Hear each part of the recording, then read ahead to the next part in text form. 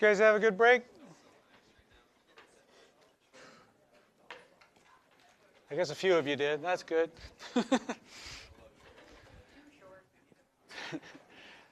Mine was good too. I mean, I'm still here, but you know, didn't have to work as hard. Well, we get a fresh start. Started a new material. The last time we were together, we had the exam. I assume most of you by now saw your grades on Canvas in the retake. Nobody sent me a question, so either you didn't notice, you didn't care, or you figured it out. No, I averaged the two, like I said I would. But from your furrowed eyebrow, you realized that wasn't the average. Yeah. What I did was I adjusted the test slightly, because I look at every question and how everybody answers them and whatnot. And there were a couple questions where the majority missed. So I essentially threw those out. So I gave you a couple extra points. So I still averaged and then gave you that. So, you know, if your average came out to 30 out of 30, then you got those bonus points on top of that. So it helped everybody the same amount. The average was lower than the first exam, but the retake average was much higher, significantly higher, as it should be. With the adjustment, the average came out the same as the first test, so we're all good. Friendly reminder for those of you that are panicked, I do drop the lowest exam score, as well as your lowest homework score is listed in the syllabus. So, you know, that way if you bomb one exam, or you can't make one for whatever reason, and you're sick, it won't affect your grade at all.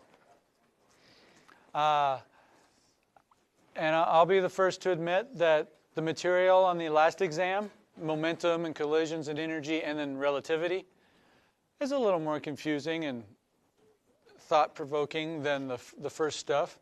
So if you're feeling down or discouraged on your score for the second exam, I'm just trying to make you feel better. Because I think that stuff was more difficult than the first material. And you can still do perfectly well at the end of the course. I try to build this course so that it's what you learn. Do you learn and grow from your mistakes? If all of you had the intelligence needed to get an A in this class to begin with, you wouldn't need this class. Putting forth a lot of effort to learn is important. It's not an indicator of, well, I'll be blunt. There's several people out there that think the harder I have to work at something and the more I struggle, the less intelligent I am. That's bogus. Intelligence can be learned. Your brain is malleable. It can grow. And so I encourage you that if you feel like you don't understand some of this stuff or you miss some of this stuff, go back to my explanations. The answers on the keys and the solutions to the past homeworks and the past exams are on WebAssign, and you can look at those. If you have any questions ever about those, you can contact me or ask them in class. I encourage you to. Learn from those, and then you've probably learned it better. People that get the questions wrong the first time and then understand the correct answer later actually learn the stuff better and retain it longer than those that got it right in the first place. Might seem counterintuitive to some folks. Any questions about anything? You've had a week to think of things. Anything that you're wondering about?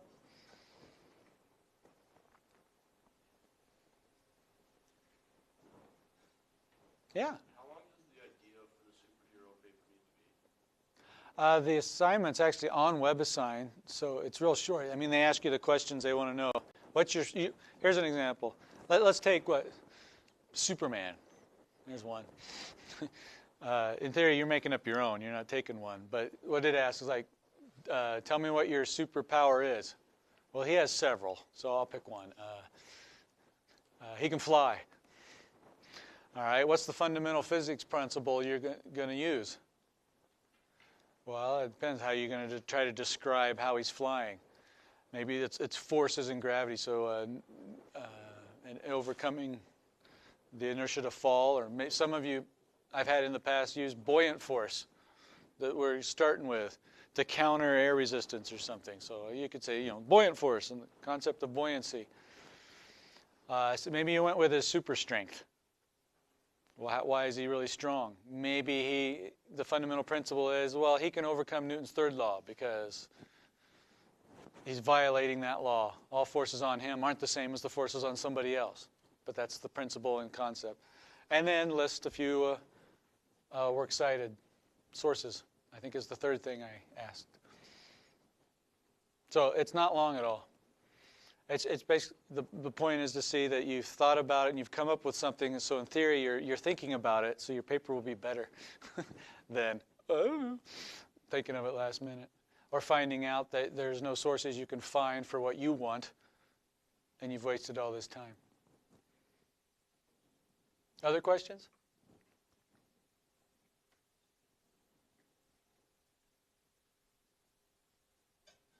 How many of you have read the superhero rubric and or the future assignments on it so you know what is required?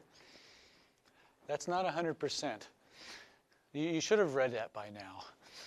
I strongly, strongly encourage you to read that, so as you come up with this idea and start thinking of what you're going to write, you know what's expected. Because you could spend all your efforts thinking about all of this and realize, well, that won't work for what I'm asking. I'm trying to save you time and make your paper better. So now's the time to look at that. Anything else?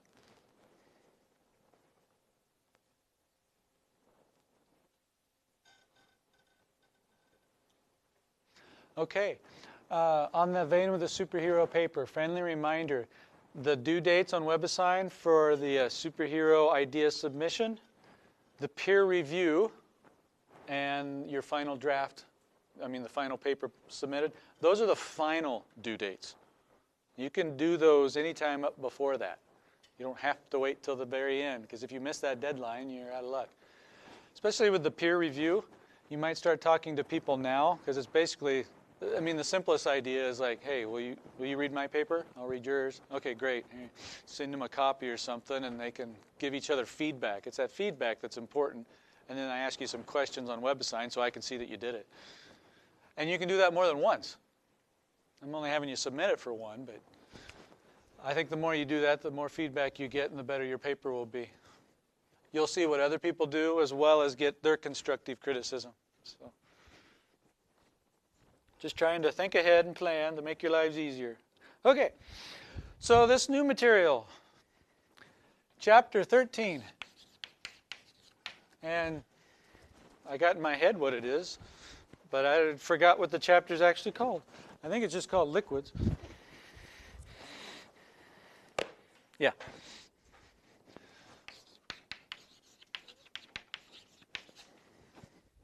Thirteen's on liquids. 14 is on gases.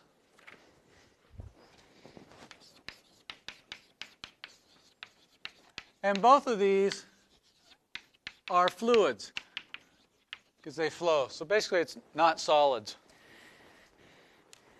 Not solids. This week is 13. We'll start 14. Next week we'll finish 14. Then we're skipping to chapters 22 and 23.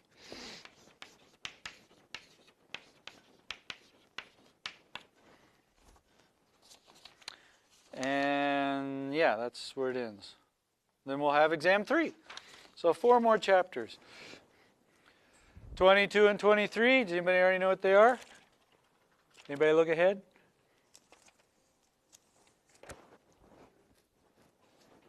That pressure will get involved with the gases and today, first thing. Pressure's in these two. It's kind of a jump. Some people don't see the connect, but this is going to be electrostatics. So electricity stuff. And this will be electric current. I kind of dub this unit things that flow. Here's charges. We'll learn about charges and the forces between them, positives and negatives. But they're static to get them in the first place. And then we'll start moving them with currents and electricity. But charges are moving and flowing, a lot like liquids and gases can flow. It's their motion that provides our current. So that's where we're headed for this next unit. To begin with, the very first thing I do want to tell you is pressure.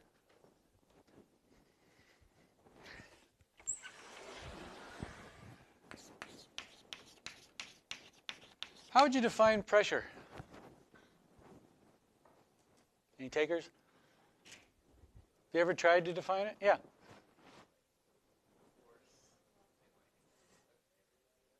Okay, you know that there's force involved, he says, and there's area involved. Okay, what else?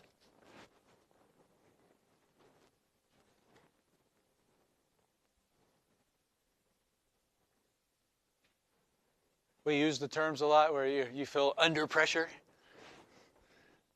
Yes, if somebody's pushing on you, is that a pressure or is that a force? Or is it both? They're applying a force and they're applying pressure. So step one, there is a difference between force and pressure. Anybody here like to scuba dive? A couple of you.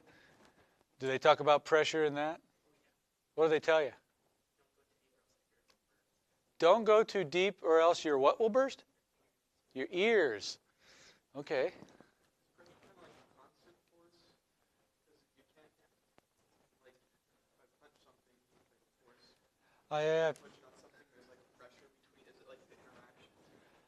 Well, it must have something to do with an interaction because force is involved, and force is involved in interactions. But yeah, just like a force doesn't have to be constant.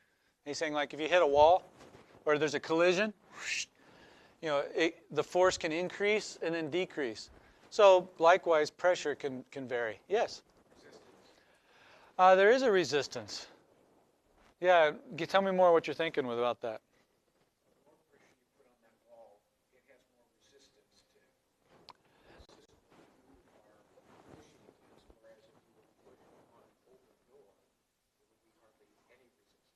I like that. He said, the harder you push, and that's force, the harder it pushes back, the wall.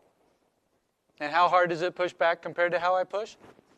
It's always the same. So if I push harder, it pushes harder, as long as it can.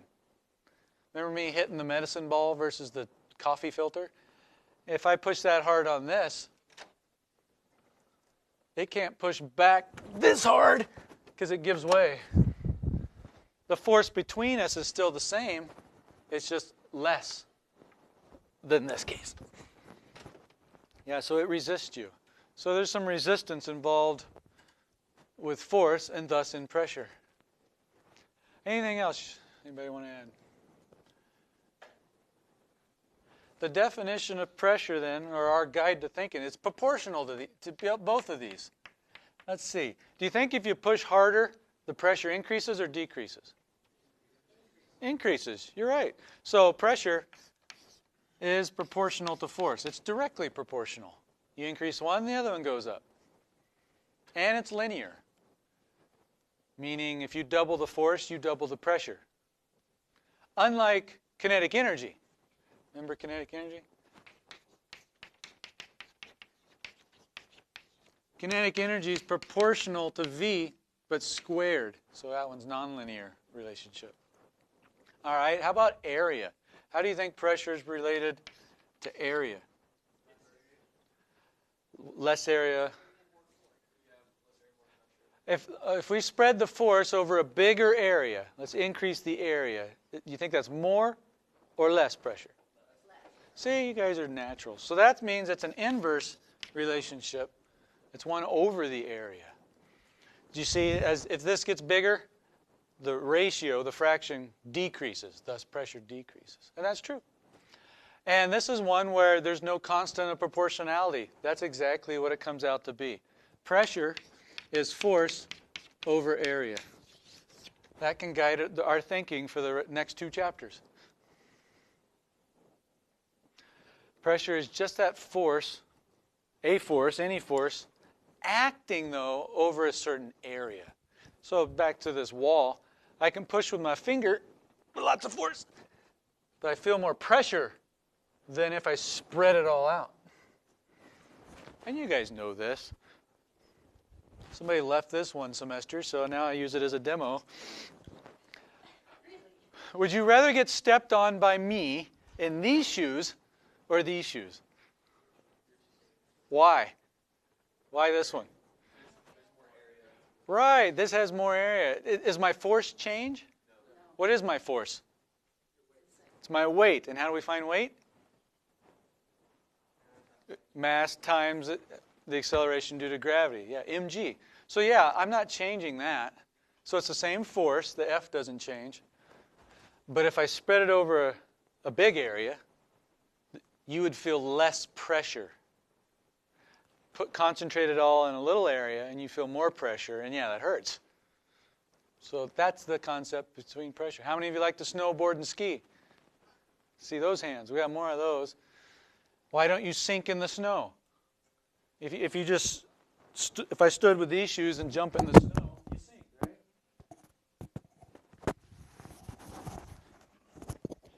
But you strap on some skis or a snowboard or snowshoes, you spread that same force over a bigger area, there's less pressure on the snow, and you can stay on top easier.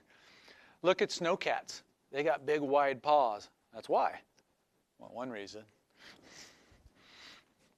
So, classic demo, bet a nail. Here's a nail.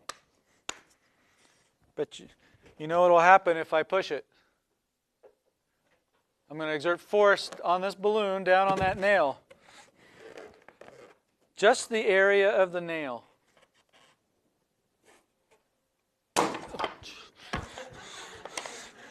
Sooner than I thought. All right. More nails, more sharp, pointy points. It should pop even sooner, right? No, it's actually more area. So I apply the same force, but spread it over multiple nails, more area, there's less pressure. What's it take? Oh, a lot more force.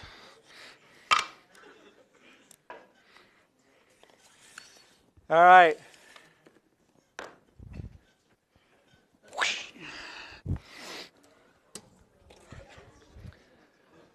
These nails are real. Here's some hard clay. And they're sharp. They're old, so they're rusty, even worse, right? Who would like to lie down on it? I bet there's somebody in here that's always wanted to. Come on down.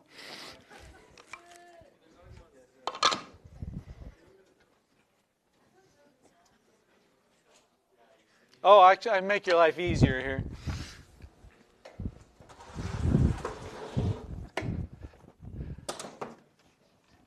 So, since they're real nails, and I don't want you to hurt yourself, the biggest mistake for some folks is they get up here and they just kind of woohoo get on. And if you only spread your weight over a few nails, balloon. Yeah, so watch the edges. So I suggest a little crab crawl like this. If you just sit down, all your weight's on your small area. Yeah. So just kind of go like this and ease yourself down. Okay. But go slowly.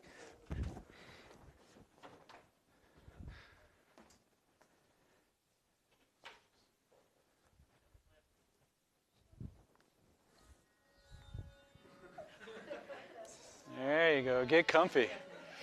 What do you think? It's all right. Does it hurt? No, it doesn't hurt. Is it comfortable? I wouldn't say comfortable. Yeah, I wouldn't either. Oh, no. Here, let's move his earbuds. All right, you hold this so it doesn't fall off. You okay? Yeah, I'm good. Sure? Yeah. All right. Now, this is the part you got to be careful with. Watch your hands.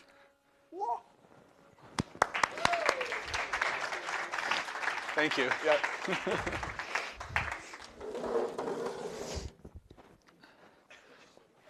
So again, the closer you put these nails together, the less it hurts, the more comfortable it is. Yeah, I agree with him. This doesn't hurt. If any else of you would like to try, we can at the end of class. But yeah, comfortable? Yeah, I wouldn't be sleeping on this because you can feel them. But none of them have enough to puncture your skin when you spread it all over them. If you just did one, oh yeah, I've cut myself, so not a pretty sight. So that'll help you remember what pressure is. A force, which you're quite familiar with now, but spread over an area. And for safety, I'm just going to cover these up before somebody accidentally touches them where they're not supposed to. There we go. All right. Second major concept.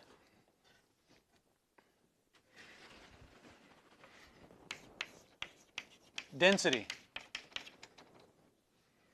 You guys remember density from, I'm sure you've studied that at some point in your school career. Well, I just love density. Do you get it? You see where I'm headed? I learned this from my daughter when it was a sixth or seventh grade teacher did this. And I thought it was great. I just love density. That's what it is. Density is mass over volume.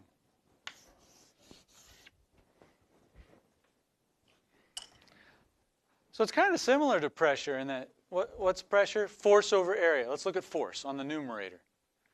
How do we find our force of us? It's mg. See, there's an m in there on the top. So the more mass you have of something, the more dense it is. If you cram it all in the same space. Just like the pressures will increase if you double the force for the same area. But spread this force or this mass over a bigger area or volume, you get less pressure or less dense.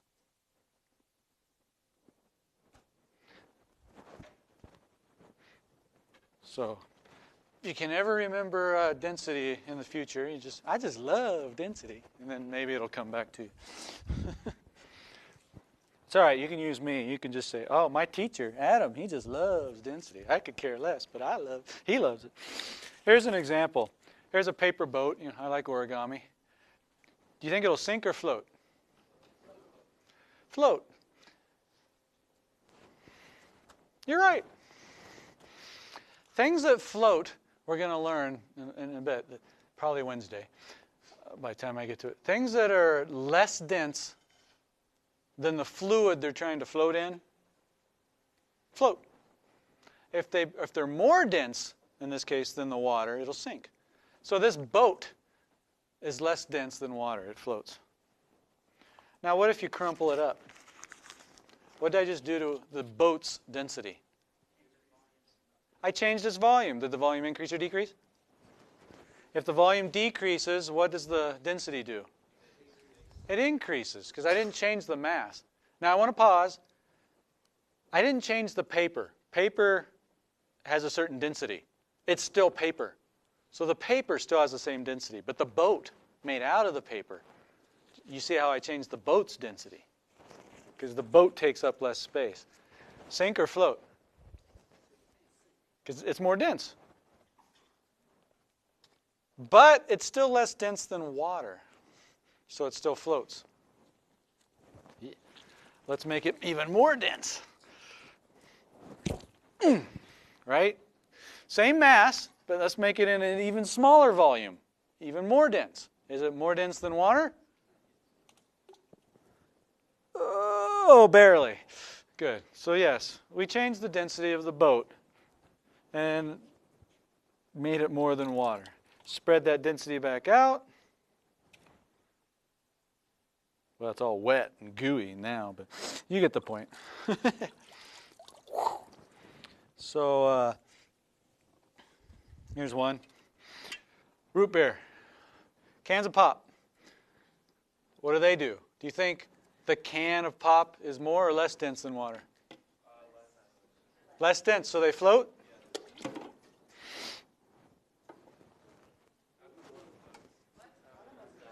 I guess it depends, huh?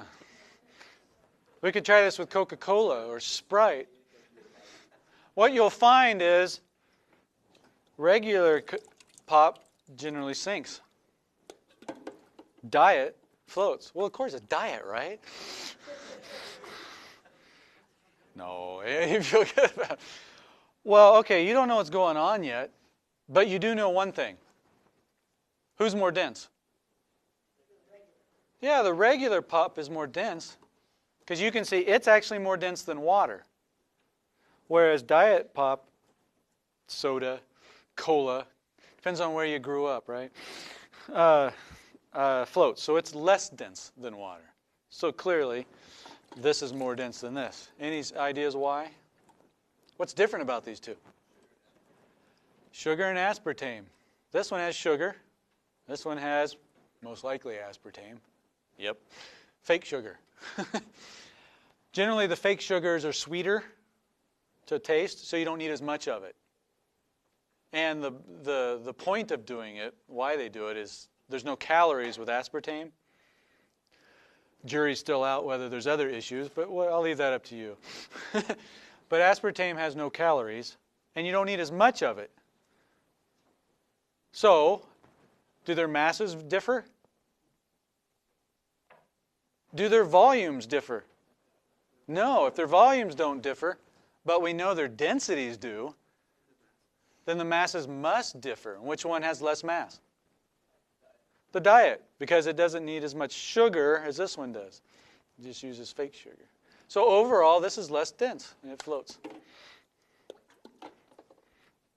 I haven't found a brand of pop that doesn't work like this yet. Assuming there's nothing wrong with the cans, but you know. That's kind of fun. Here's another one. Cement. Sink or float? Don't want to break the bottom.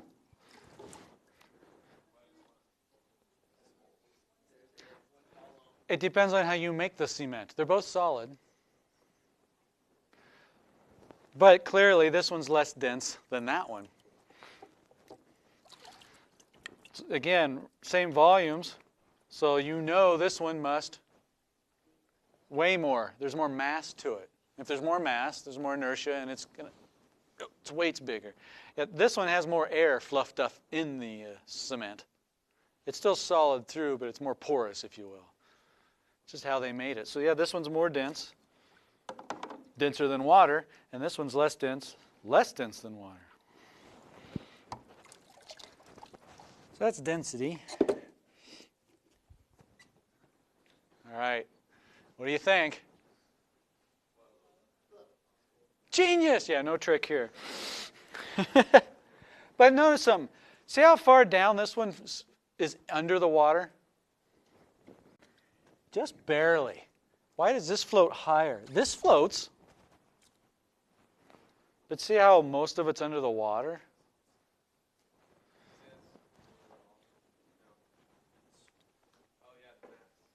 Yeah, I bet you know which one weighs more. This one. It's so obvious, none of you answered. Yeah, so in order to hold these up, look at your forces balancing. Okay, that's floating there. Is it going down? No. Is it going up? No. So you immediately know something about the forces. You know the weight's still there, and that's down, right? So there must be an upward force countering that one. Equal to it, right? Because it's not accelerating. The net force is 0. You know what we call that force? The buoyant force. It's created by the fluid that it's submerged in. Likewise with this one, the buoyant force balances the balloon's weight. How does the buoyant force on the balloon compare to the buoyant force on the cement?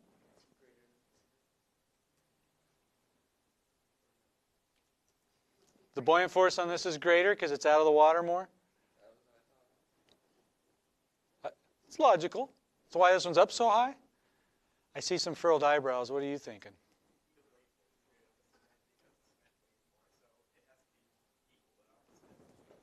Okay, you think it's because the cement's weighing more. Now my hands are all wet. Let's see. So if we have the cement here, kind of like that, it has a weight down.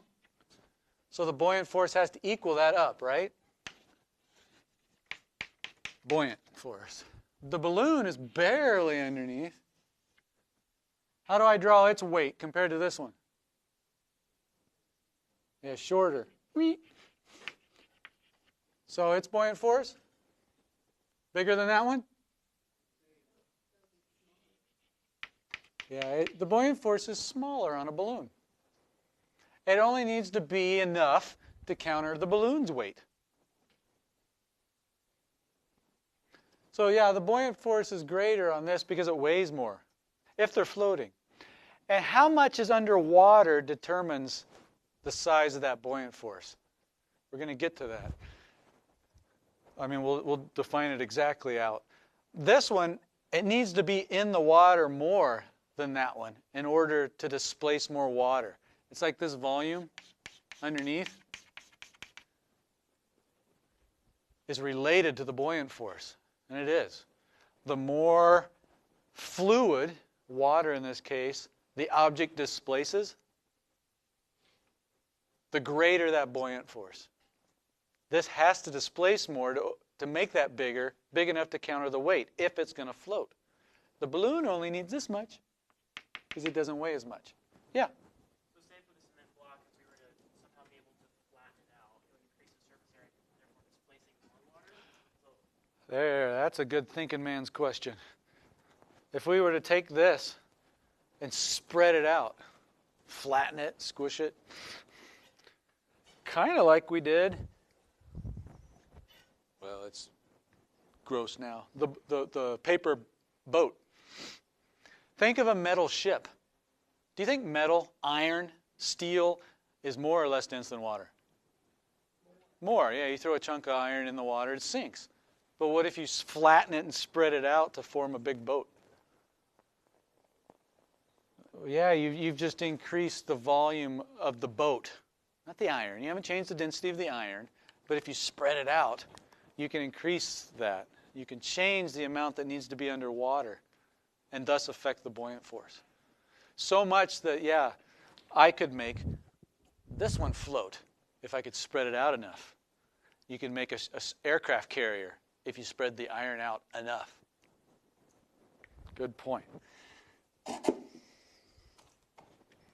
You can feel a buoyant force too. You know, if I push down on this, I can feel it pushing back on me.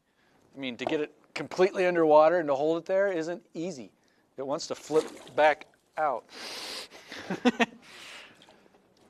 The more you put it under the water, the more water it displaces. The volume underneath is greater, so the buoyant force increases. And if the upward force is now larger than the downward force, the weight of the balloon, what direction is the net force? Up. So it'll accelerate up until they balance, like that. What if the weight is always bigger than the buoyant force? The weight is always bigger than the buoyant force. It'll always go down because the weight will always be bigger than the upward. And so it'll never float. It'll just always sink. That's what happens with these two. Their weight is too much.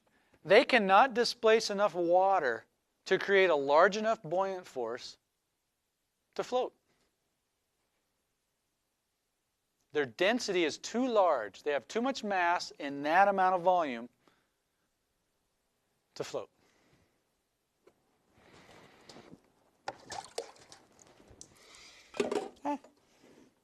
All right. Get your clickers out. I'm going to ask you. Oh, yes. Okay, so does the pressure deeper down in the ocean affect how fast or slow something sinks? Ooh, another good question. We're going to cover that. He asked, the deeper you go down in the ocean, does that affect the pressure? Your gut says yes. So does it affect, so if you were to like drop a rock in the ocean, would it sink slower the farther down it gets? Oh, would a rock sink more slowly as it fell? That's a good question. The pressure would increase. Can the rock's volume change? pretty rigid, so probably not. So since it's always displacing the same amount, the buoyant force on it wouldn't change. And neither does its weight. So I would think it would go the same. But you know what? I've had people take styrofoam cups, or you could even take a balloon. It gets harder when you get this all the way underwater. But now, what if I go deeper? Does the buoyant force change?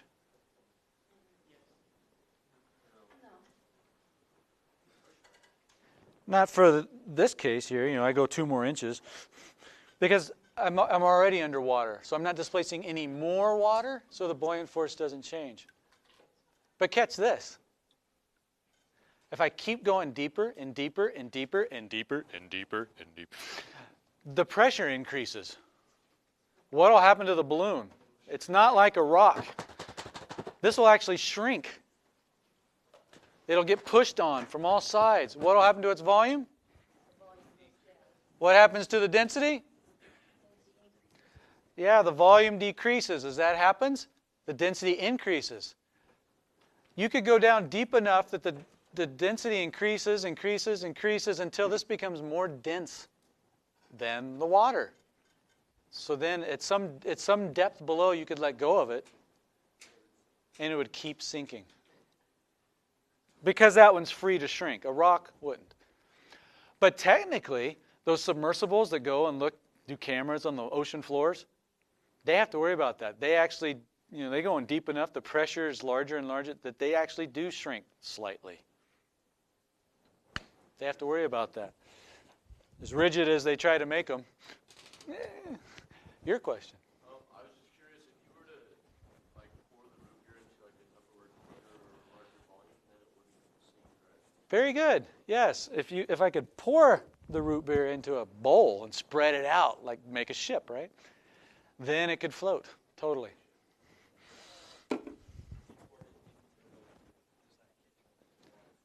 Oh, this case.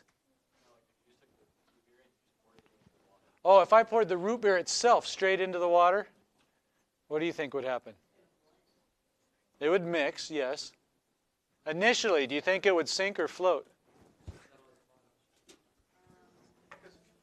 Well, root beer is mostly what? Water. So it has a density very close to water. It throws other things in it. Sugar, syrup, high fructose caramel, sodium benzoate, whatever. What's your gut say? Do you think those are more or less dense than water? More. So overall, the root beer is slightly more dense than water, so it should initially sink until it dissolves and mixes. Yeah? Because there's Oil. Is oil less or more dense than water? Less, because it floats. Good. These next clicker questions I have are to really drive this density in, because I found if people are confused about density, the rest of this doesn't help. So these questions I have prepared for you on density here.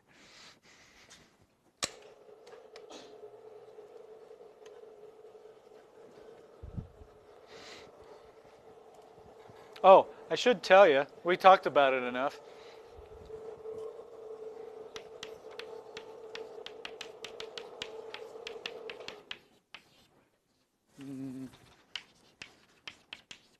The density of water is 1,000 kilograms, there's the mass, per cubic meter, the volume. It's a nice round number, 1,000 kilograms per cubic meter, which is the same thing as 1 gram per cubic centimeter, if you care.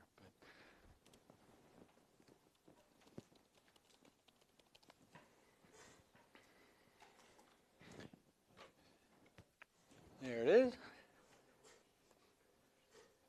All right, here's the first question as you're logging in.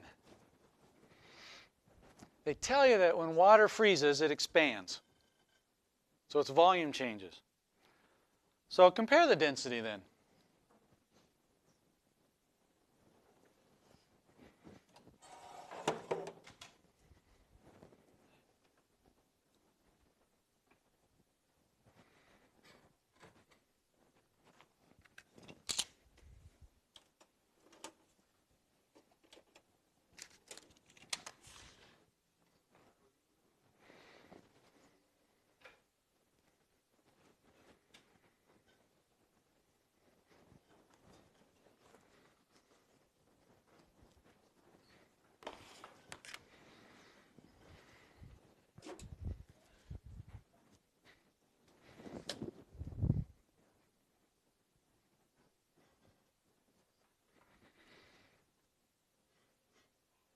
10, 9.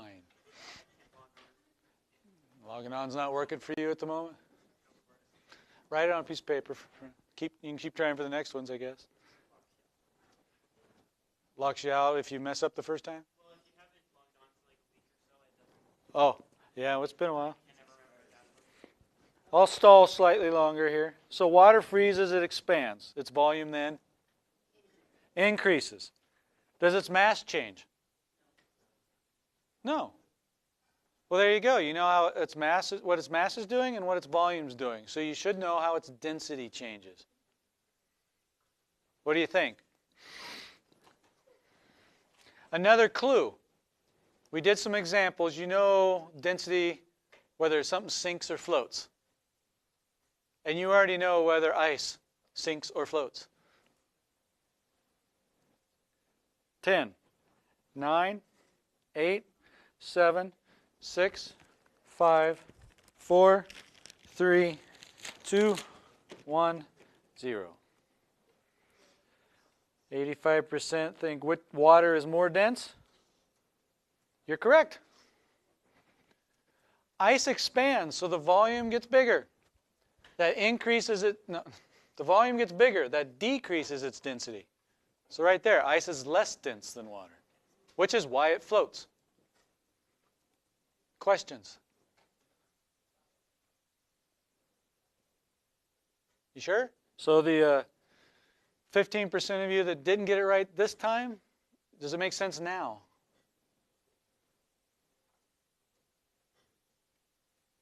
So what's physically changing with the hydrogen and oxygen molecules between water and ice? Their speed, true, good. What else? The spacing between them. If the volume's changing, it must. Yeah, that's what's going on. So in ice, they're further apart. It expands. Ice is one of the few things, water, that it expands when it gets colder in that regime. Most things shrink when they get colder. All right? Which weighs more then? A liter of ice or a liter of water? Your clue. What's liter a unit of? Liquid. Measuring what? Volume. Liter is a unit of measurement for volume.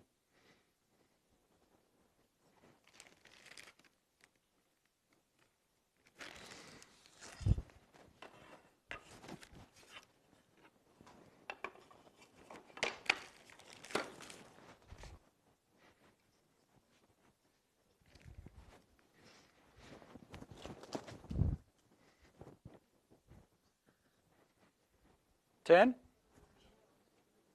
9, 8, 7, 6, 5, 4, 3, 2, 1.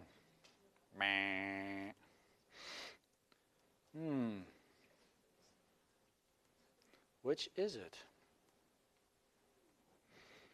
Which one's more dense? Water, you got that. I could have asked that, right? Okay, so this D is bigger for water. If you have the same exact volume of a liter of water, a liter of ice, which one must have more mass? The water, that's what makes it more dense. And if you have more mass, they're both being accelerated at the same acceleration due to gravity, so the water would weigh more. So get out of your head, mass and weight, it's different than density. It's how it's spread out. These have the same volume. So since the one that's more dense means you've crammed more matter in that same space.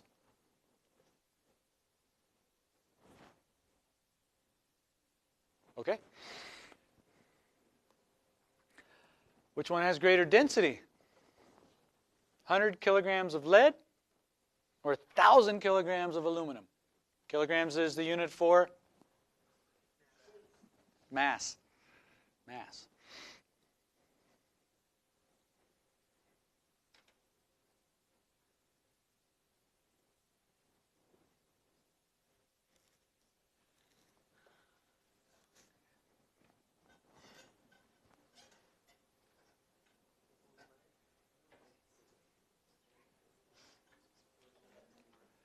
This question relies a little bit on your common sense, things you already know, most likely.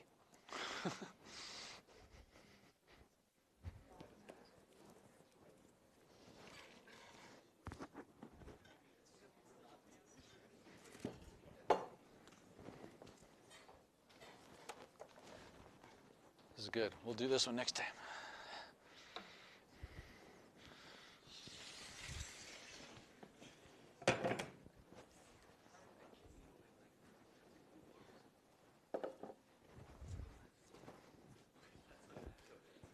Ten, 9, 8, 7, 6, 5, 4, 3. Keep cutting my mic off, sorry. 3, 2, 1. Most of you lead. Lead is correct. Lead is more dense than aluminum, period. Most people realize lead's pretty heavy. I was assuming you knew lead was more dense in the first place. So just because you have more mass of it, doesn't change its density. Now, which one is going to take up more space?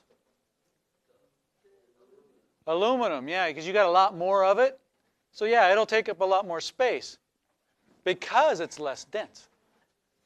I got one more. So which of these is more dense? 10 kilograms of water or 1,000 kilograms of water? Last one.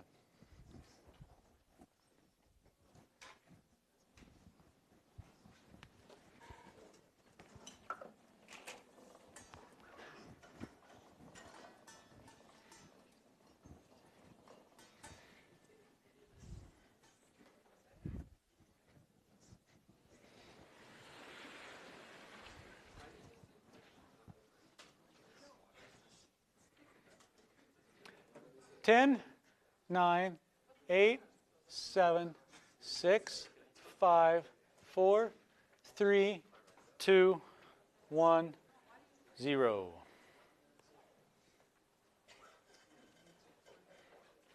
So, the correct answer is C. It's water. If I have 10 kilograms of water or 1,000 kilograms of water, it's still water. Water has the same density. Again, which one will fill up a container more? 1,000 kilograms of it, but it's still water.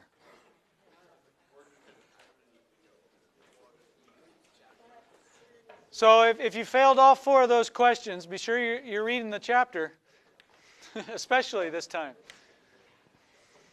See you on Wednesday.